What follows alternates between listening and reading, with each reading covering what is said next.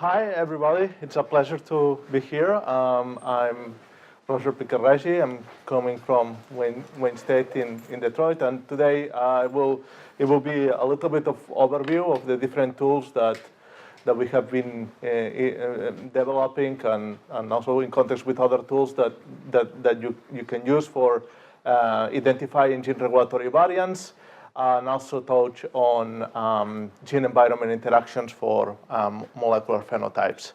So this will be the outline. So as I said, the tools for gene regulatory. Then also I think there will be other talks that will cover that more in depth, but also then how we integrate these annotations with then for detecting QTLs and also integrating them with GWAS. And then also on this gene-environment interaction. So the first question is, why should we care about gene regulatory variants? And this is an example, like some of the ones that we have been looking at this morning. It's from zooming in a Manhattan plot. And what it's growing evidence, and I mean, for at least this is from Crohn's disease, but also from many other examples, is that the large majority of genetic variants that they are associated with a disease, they are not in the coding portions of the genes, but they are there in the middle. So then what can we do to detect those? And I mean, there have been projects like the ENCODE and others that they have increased the annotation of the regions, but still it's a big challenge to still detect when a genetic variant in the regions will affect gene regulation. And this is because we still lack a comprehensive regulatory grammar, and also from the point of view of linkage disequilibrium, that it might help you a lot on low coverage sequencing or from other tasks, but it makes your life complicated in file mapping. So one of the tools that was used to downlink these genetic variants with which might be the gene that it's being regulated. It's from using QTLs. So basically, instead of collecting the organismal level phenotype, what you can do is to collect gene expression, and then again associate all the SNPs with that usually you do at a cis regulatory region that basically is surrounding the gene, and then basically you might find that there is genetic variants that they are associated with a change in gene expression. In this case, it's for the HLA-C gene, and it was a gene that it was also previously known to be associated with HIV progression, and maybe now you have an idea of what could be the gene that it's being regulated by that genetic variant. One of the and now also there is a lot of work on how to combine this with the GWAS but one of the things that I have been focused a lot is, and also even in molecular phenotypes, is that you will also have the problem of linkage disequilibrium. You will have all these different variants that they are associated with gene expression, and usually you will assume that only one of them or very few of them are actually the ones that they will be causal for gene expression. And this is the problem that we usually refer to as determining which one is the causal nucleotide, and what can we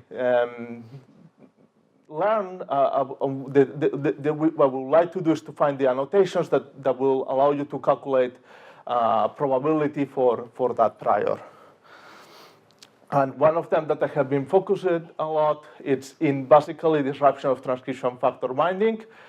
Basically, transcription factors are proteins that will help to assemble all the machinery to start transcription, but they also recognize pieces of DNA that will match specific sequences, and basically they help to recruit all the machinery, and the idea is that maybe some of these genetic variants might affect and disrupt transcription factor binding and affect gene expression. There is other mechanism, but from now that there is many more QTLs studies collected. About 65% of all genetic variants that they are associated with gene expression can be attributed to this mechanism. Then to find where are these transcription factors bound, two assays that have been very useful, especially when you don't know exactly which transcription factors you are interested in, is DNA-seq or ATAC-seq. In DNA-seq and ATAC-seq, basically you use an enzyme that will cleave the DNA, and it will preferentially cut the regions that they are open of the genome. And then when you sequence those reads, you will align them back, and basically what you will see is that in the regions that that there is an increase in sensitivity, if you sequence deep enough and you aggregate across the entire genome, you will see that there is an increase in sensitivity, but there will be this what we will call footprints. And one way to model this is with a mixture model, and this is just the formula that basically that will be the complete likelihood with the data and the state of being bound or not bound. And basically the idea is that for the data, in this case you will model it with a negative binomial times multinomial that will try to capture that shape, and for if it's not bound, in this case we will make it flat. And then also putting the things together, you also will have a hierarchical prior that will link the position weight matrix with the prior probability of something being bound there. So, and this will be where the motif is. And that's the basic idea behind the centipede model. And one of the nice things also about the ATAC-seq and DNAs is that if you go across all the entire genome and you want to compare it to ChIP-seq and the instances that you will have more chips in reads comparing to the ones that you will have less, you can also see that it can capture a little bit as a quantitative measure of transcription factor binding. So where you have stronger binding, you will have deeper footprints, more hypersensitivity. And the advantage compared to ChIP-seq is then now by combining with motifs, position weight matrix, or other types of sequence models, you can find binding sites for many transcription factors in one single assay. At the same time, what you might be interested in doing is, in addition to the expression QTLs, you could also collect QTL data on DNAs, and that will be an example of one of them. So basically, this will be the T variant is associated with closed chromatin, and with these studies, then you could look at what will be the chromatin profile, zooming in, and this is just one single lossy, so it looks more noisy, but when you aggregate the data, you can see that the SNP will close all the chromatin in that area. And the SNP happens to be in a region that looks like a footprint. So then you could go there, look if it matches to a motif. In this case, it's a good match to NF-kappa B.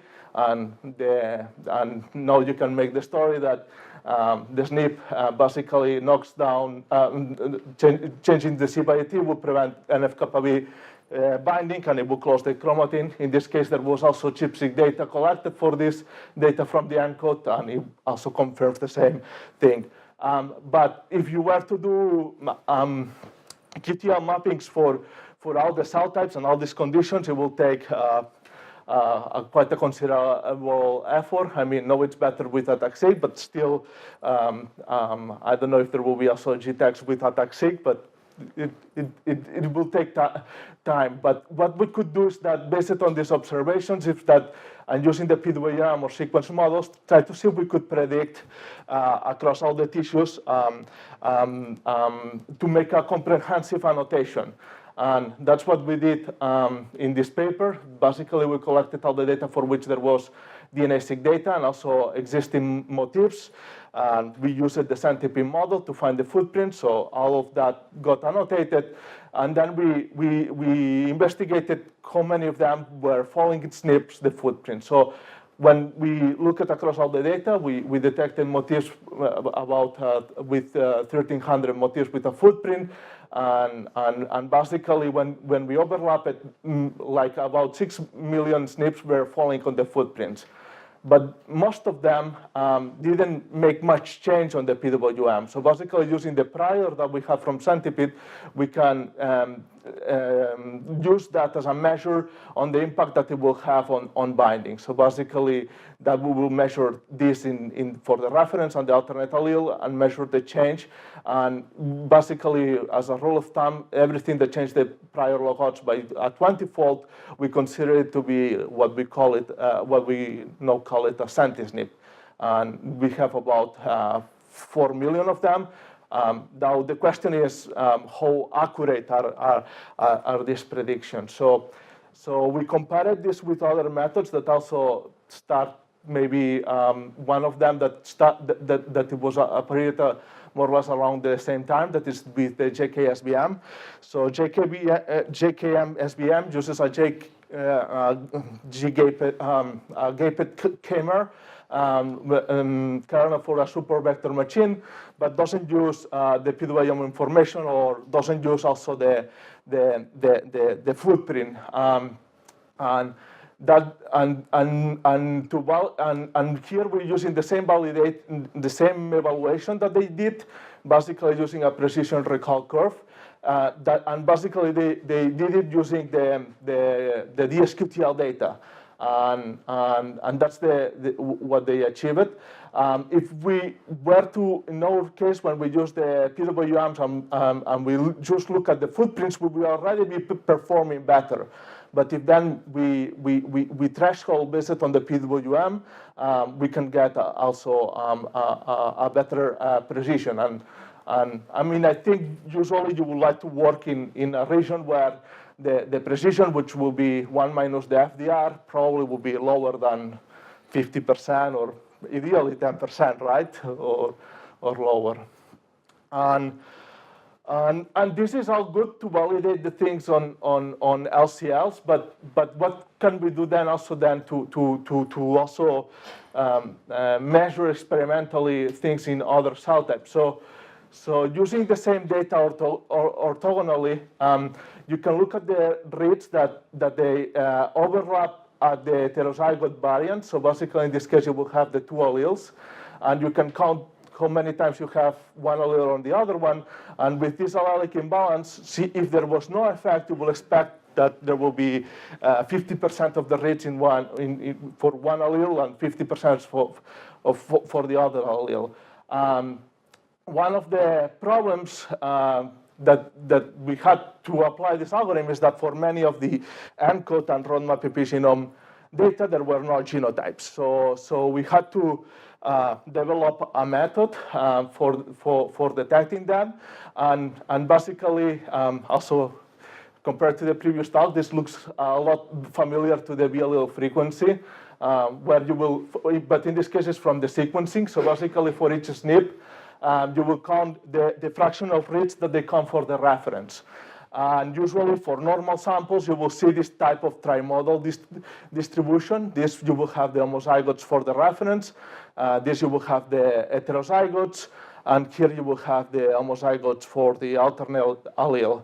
And the idea now will be for the ones that they are heterozygotes, you would like to detect the ones that they are significantly depart from the 0.5. To do that, again, we propose a model that for which we model each read independently as emitted from that region, and basically if they will carry the reference allele or the alternate allele, and basically it will be a mixture of that will come with a possible mixture of 3 possible genotypes. So basically, if you are homozygous for the reference, you should only be able to see reference reads, except if you have a base calling error. And otherwise, unless you have a base calling error with probability epsilon. If not, you should see the reference rate, and vice versa for the homozygous for the alternate. And if you are in the heterozygote states, basically you will have this parameter that if there is no allele imbalance, you should expect that that will be 0.5. And then again, you will have the base calling error. Yes? So is quasar applied when you don't have a genotype information? So you can use it when you don't have genotype information. Right. Yes? I don't remember. Are you considering every SNP independently? Or It- do you have two SNPs and so if you have a read that overlaps two SNPs, that would actually give you more information, right? So we developed it to use one SNP at a time. So I mean, the next step will be to incorporate the phasing information and maybe combine SNPs, but we didn't do it there. Sorry? I mean, typical short reads, I guess, it's actually quite rare that you get two exonic SNPs in one read. Yeah. With paired end, I guess you might. Yeah, that was also the observation that for many genes we only observed even one SNP, and that's what we didn't do it more. I mean, the other thing that you could do, and I think it's really good, is when you do it on phasing, is you want to combine different types of data, or if you want to combine across individuals where you would like to phase the genotypes with the potential causal SNP. And this is more, at the beginning, we developed it for the DNA-seq data, based that we wanted to validate that, where you will only see the SNP actually on the causal location where you will have the binding site. But later, as I will show it, we use it also for other things in gene expression. So you maximize this and you get the genotype as well as this raw parameter? That's one way to understand the likelihood? Yeah, so basically, the way we fit it, and I will go into the next slide, so it will give more details. So, I mean, basically, instead of also to model out the reads, you will also model that they come from a binomial distribution when you have the sum of all of them, and then basically that the proportion will come from a beta distribution that we can parameterize it with this. With M, might control the dispersion, and one of the things that you will have there, based on the two genotypes, you can have this form. And as it's evident too from this form is that these things will be undistinguishable when rho will be 0 or 1, which you could then use this function to represent the two of them. So one of the things on applying this method from John genotyping, basically, and I will show it in 1 second, is that that basically we will consider the cases that they go to 0. Basically, that will be the homozygote because you don't want to make errors. But you might lose power then to detect things of extreme imbalance. That would be the complete likelihood for the reads. And basically, we use expectation maximization to maximize the likelihood function. For the E step, basically what you end up doing is calculating what is the posterior probability. So basically, you get the genotype probability for each SNP. And in the M step, basically you across the entire genome, because the idea is that we do this in one single individual. We calibrate what would be the base calling error and the over dispersion parameter, and in the paper there is a little bit more details on how we make this a little bit more efficient, but that is basically it. Do you have more questions about this, or just, I mean, yeah. Well, if you have, yes. Yeah. So do you get increased power if you look at multiple individuals that might be heterozygous? Have you looked at that? So can you combine information? For most of the stuff we have been doing, and I will show them also afterwards, we were having very limited number of individuals. So basically, we have very little likelihood of having the same individual heterozygote for the same SNP. But you could do that, and I think one of the model is simple enough that basically you can get also the estimate of the row and put a standard error, and then you could potentially meta-analyze them. And actually, we're using that as a simple way to aggregate the data too. as again, we don't want false heterozygotes, so we have to make when we make the option is that basically if it was homozygote, we don't want to call it heterozygote. But at the same time, by doing that, some of the heterozygotes, we might falsely call them as homozygotes, which in this case, we might lose cases of extreme allelic imbalance. And then at the end, also for the likelihood ratio test for evaluating it, it's like a composite null where we will have the row at 0, 0.5, and 1, and then the other part will be free between 0 and 1. And that's what we use then as a statistic to measure which ones will have allelic imbalance, which SNPs will show allelic imbalance with the DNase data. And when we then combined it with our predictions, what we found is that for most of the SNPs that they were in footprints, actually using the storage FDR control, we only estimated that about 3% of the SNPs in footprint SNPs will likely affect binding, while when we use our predictions that they were computational based, I mean, still, we probably make a lot of errors, but 56% of them might have an effect on binding.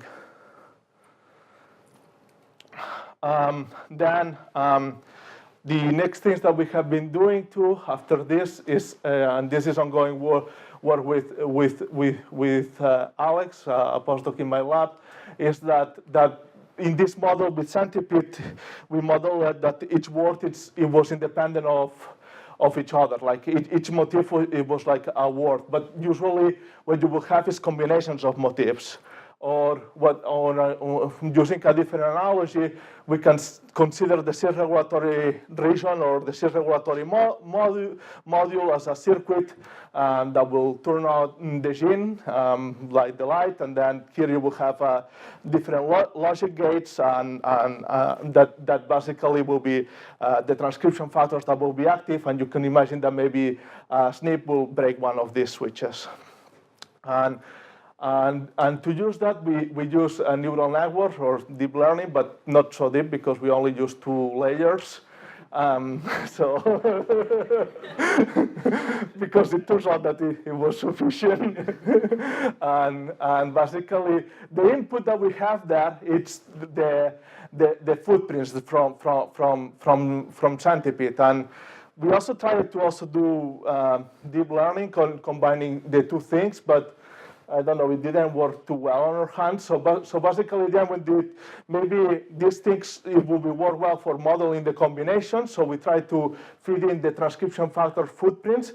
At the same time, another thing that we wanted to do is to retain the information, the identity of the motif. So we will have here as the inputs, like about 1,000 footprints from different transcription factors. And then on the output, in this case, we will do open chromatin. And the idea here is that we made a compendium of all the footprints across all the tissues. And the output, it could be just one single tissue for which you have maybe low quality DNAs, just to indicate which regions are a little bit open or closed. And we feed that, and then the idea with that is that to do the prediction, for some SNPs, actually, you have multiple transcription factors, footprints overlapping them. So with some of them going in the opposite direction, some will be predicted to increase binding, and the other ones going down. So basically, we model the 2 things, and then at the end, from the output of the neural network, we do just the difference. So it's a little bit ad hoc, but it kind of works. So basically, this will be also using the QTLs. That will be the area under the precision recall curve. This is the total area. This is more or less what will be with the SNPs, and this is basically using 2 hidden layers, with the first one with 5 units and the second one with 3 units. So it's a very small network. And this is also if you want to consider at 10% recall, the precision that you will be getting. But now that we have that, and this is just to predict the things that will have an effect, are we actually getting the right direction? And basically, it works pretty well. It gets out the right direction on the things that they have an effect, except here that we do some mistakes.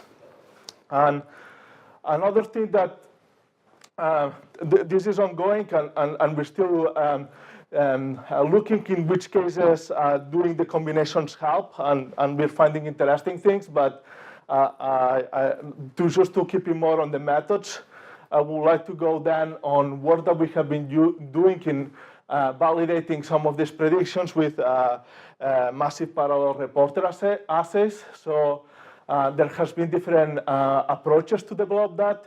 And here what I will show is reanalysis of the data from this paper, which is from TIWI, which they basically, you construct a synthetic gene, and basically there will be your enhancer with the reference and the alternate allele.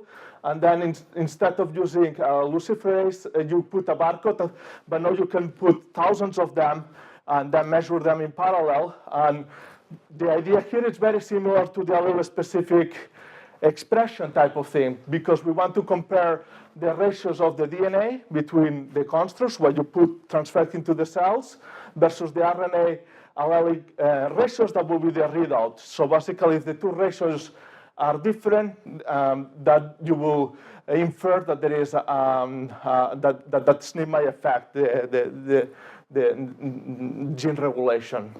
And basically, to adapt Quasar compared to the other methods that they have been used for that, not many of them they were using the beta binomial. Most of them they were using the binomial or Fisher, and I will show that that's not very adequate, that you have to take into account the dispersion.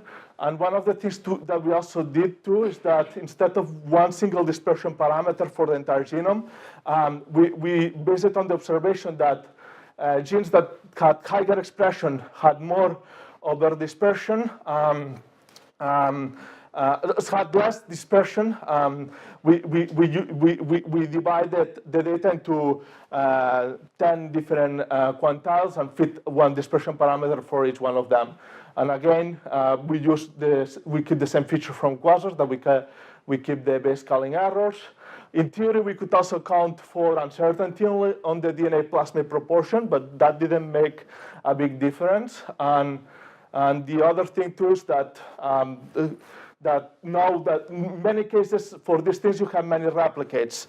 So what we can do is that we can provide summary statistics for each one of the replicates, and then we could meta-analyze them. So basically, again, for doing that, instead of using the proportion, basically what we maximize is this beta, that it's the logistic transformation, and then we calculate the standard error using just the second derivative of the likelihood function at where you maximize the function, and then you can just combine multiple replicates by using inverse variant weighting, which is a standard fixed effects meta-analysis.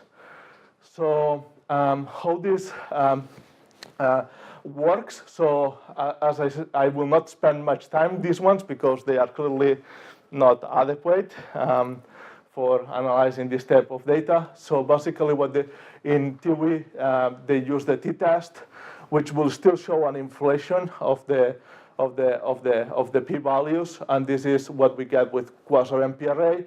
And again, the idea is that there will be a mixture of things that there will be null, so and things that they will be predicted. If we remove things that we predicted to be having an effect using our computational method, I mean, of course, there is things that we miss, but no, you're clearly keeping your null distribution better calibrated. Yes.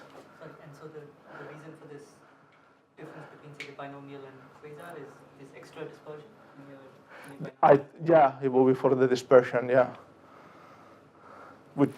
Yeah. I mean, probably there might be difference between different reporter assays, but for these allelic ratios, you should take it into consideration.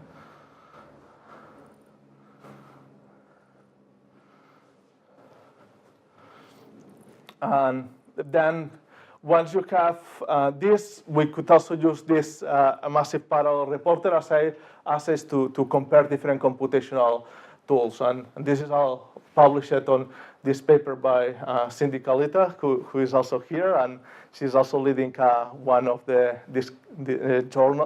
journal discussions. And also she has also been working with a new massive parallel reporter assay, which is much bigger and much more efficient to do, and it will come soon in bioRxiv. We just posted it, so hopefully it will appear online in a couple of days. And then, so basically, but this is with the TIWI data. We can compare the different methods, and basically, it can give you an idea that like with center SNPs are significantly enriched, and we detect many more of them, like compared to JKSBM or with Cato. That it was also another method. And in our case, the deep sea predictions that they were, we just got them from the website. They didn't do too well, at least in this case, in this reporter assay. So the next thing is, now that we have all these different annotations, we would like to use them in combination with the GWAS or molecular QTLs to integrate them, to know, detect where will be and the reason for that is to do fine mapping, and also to understand what could be the molecular mechanism underlying QTLs or a given GWAS. So just put it in the problem more general. This is the Manhattan plot for which you will have this the skyscraper, and then all these SNPs, they tend to be associated, and when you zoom deep enough, you might have two SNPs even in perfect LD, and this is related to one of the questions this morning that for doing this type of analysis, you want to have the imputation across all possible SNPs, and then the idea here is, but the problem is which one of the two is the causal one. Usually you only assume that one of them, of all the ones that they will control the trait in one given lawsuit, there may be one or a few of them that there will actually be causal for either for the organismal phenotype or for the QTL, is that if what you're measuring is gene expression. And there has been a bit of work on that, and also I think William talked here last summer, and also I think he covered part of these methods in detail, and I think the video is online from the summer, so you can get more details of the methods. This also is useful for problems like colocalization between QTLs and GWAS. Just to go into what you go about to solve this problem is the idea is that you could use all these different types of annotations to decide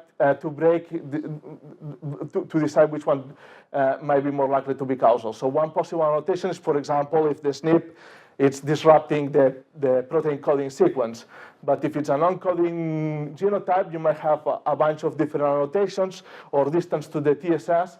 And what we wanted to do is that if you add our centipede transcription factors that basically was predicting at single nucleotide level if it could affect binding, if that will be enriched. So basically that will be our annotation. And then this is the prior for this latent variable that it's like the indicator if it will be causal or not. To then do that in a Bayesian way, it's a little bit more involved. So that's, and I will not go over that. But what I would like but this part, the idea is that then what it will be useful in our case is that it will, when you look across the entire genome, for example, if many QTLs are controlled by this transcription factor, you will assign it a much higher prior that will give you the relative importance of that SNP. And then the idea then is when you calculate the posterior inclusion probability, you will say that this is more likely to be causal one. And in some cases, it could be just based purely on the annotation.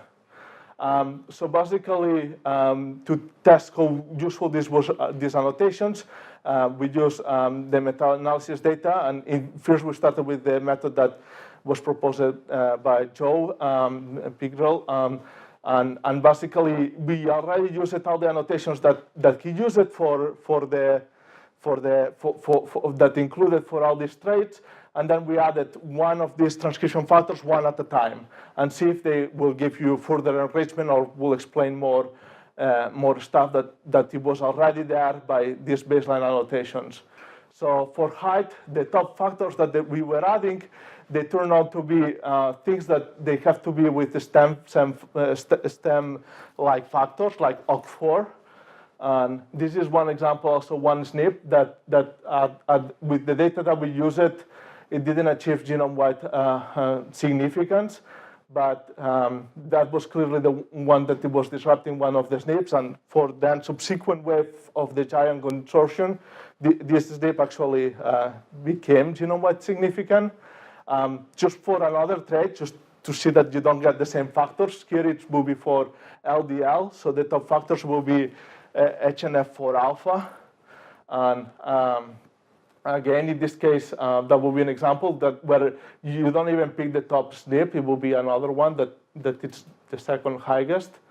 And this is also ongoing work with the GTX consortium, where one of the problems is that, as I was mentioning earlier, is that you have ENCODE and roadmap epigenome that they did a bunch of cancer cell lines or tissues that they might not have an exact overlap with the GTEC tissue.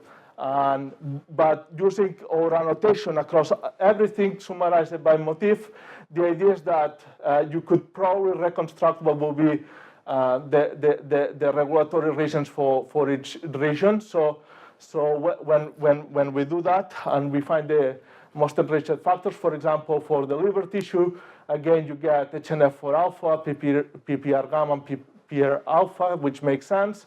And for example, there was no adipose tissue in the ENCODE or roadmap epigenome, and you had it in the GTEC. So, but one of the ones that it was nice to see that as most enriched, it was also the glucocorticoid receptor. And the glucocorticoid receptor, it's one of these nuclear receptors transcription factors that basically will be active also in that could be triggered by the environment. So, for example, if you are under stress, your brain might segregate the signals to segregate cortisol, and that will then activate the glucocorticoid receptors on the cells. And also, it's one of the factors that is used to modulate the immune response. Which also seems to indicate that for many of these heterogeneous tissues, you might have latent genome-environment interactions. And also there is nice work by Alexis Battle and David Knowles, where in one of these very big QTL studies where they had environment variables using also a little specific expression, you can also detect some of these gene-environment interactions. But what we can do then going forward to also use this type of tools to detect gene-environment interactions, and why should we care about gene-environment interactions? So one of the reasons, and this is probably propaganda from the NIEHS, but nearly all the diseases result from a complex interaction between the genetic makeups and the environmental agents. And I also have to thank the organizers for inviting me so I can get exposed to a good environment for a few days, at least for my Mediterranean genes. So one of the problems with some of these complex data sets, both from GWAS or from this larger scale QTL analysis is that you might get exposed to a large different, the environment is very complex, so it can be composed for many things that can make the environment. And controlling all these variables, it's a difficult problem. So one solution that we did in collaboration with Francesca Luca is we had a high throughput system in which a few number of cell lines from 3 individuals, basically most of them are primary cell lines like PBMCs or endothelial cells, were exposed to a large number of compounds. We had a panel of 50 compounds. So in total, we had 250 different cellular environments. And with this, at the beginning, we didn't know even the cells would respond to any of these crazy things that we treated them, like BPA or polluted air from Detroit. So then the idea is that, and in many cases, there was contradictory evidence. So the first step, we do low coverage sequencing of the RNA-seq libraries. And then the ones that they show that many genes will be responding, we will deep sequence. And also, this is just to show, it's one of these highballs, but the idea is that many of the treatments actually, they load in different parts, so it's not all of the time that you are stressing the same genes. But then what I wanted to show now is that with one single individual, now we can get 2 measures of the allelic imbalance, one in the control condition and the other one in the treatment condition. So again, we will have these beta values, that the beta parameters that will calculate the local odds of one read versus the other with the beta binomial model. And the idea here is also we can contrast the allelic imbalance in the treatment condition versus the control one. And in this case, with even a simple Z-score derived from that, we detected about 200 genes that will show gene-environment interactions. And one of the nice things also to work in collaboration with Francesca is that when we did this experiment, we included 2 sets of controls. So basically, some of the treatments were diluted in media and the other ones in ethanol, but the ethanol proportion is so little that you will not expect any change in gene expression. So basically, we could use the contrast of the 2 control conditions to measure how well calibrated is your statistic and actually calculate empirically what will be your false discovery rate, which is also something that it's nice in terms of what you will think in terms of as a study design to model this type of data. And then genes with gene environment, the genes that we detected that they were differentially expressed, they were 7-fold enriched versus non-differentially expressed genes, but that they were tested for differential expression compared to the proportion of them that they were reported as associated in some way to a GWAS trait. If we look at the ones that we detected with allele-specific expression with the 2 different methods that we have, we further get an enrichment of 3.5 just with respect to the differential expressed genes. And then compared to the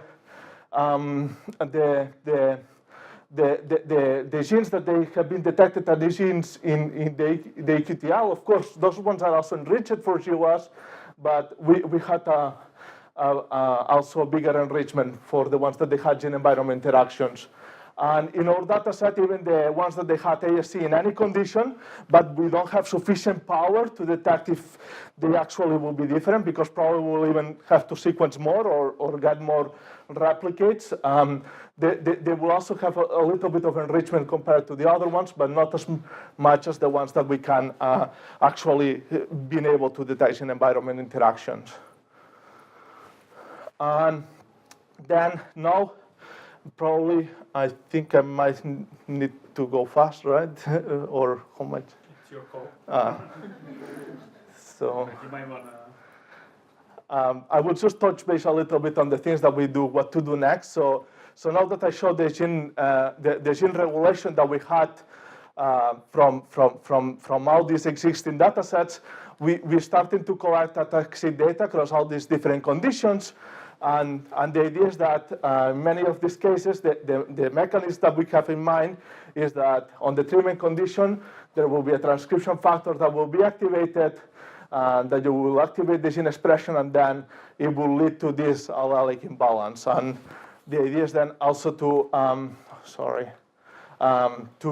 to be able to detect these gene regulatory regions that will direct the gene expression response, but also to do this allele-specific test to contrast and find which could be the causal gene regulatory region. And basically, we did this for 3 conditions, but one of the things too that we are also doing is to, in terms of the centipede model, we can have on the prior model, when we fit the model with the 2 conditions, things that they are active in the 2 conditions, they will have a very large Z-score. Like, for example, this you will have CTCF, and things that will not be active, they will be around here. That basically, that will be for motifs that they are not active. And things that might be conditional active, they will probably depart from this line.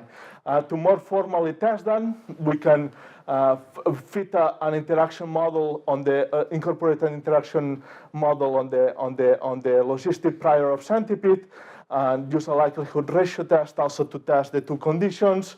And basically, from all these active factors that we detect more or less in each condition, and it changes a little bit depending on the sequencing depth, we detect about 100 of them. To be differentially active, it will be about 20. And again, it's also reassuring that when you compare the 2 sets of controls, you will not detect any false positive. And this will be one example. This is like dexamethasone that to represent stress. And this one was treated with copper. And in this case, the motif that we're looking is the CRE motif. There will be no significantly different patterns between the treatment and control here, but it tends to decrease a lot the binding for the copper condition. And now so basically to finish, we have identified gene regulatory regions and variants that, and doing that is important for understanding both molecular and complex traits. And genes with gene-environment interactions are enriched for GWAS. And I think there is evidence that many GWAS kids and QTLs might have latent gene environment effects that they cannot be measured, especially in these very big heterogeneous data sets. And that allele-specific expression analysis are very useful to detect gene environment interactions, and you can do it even in one single individual. And basically that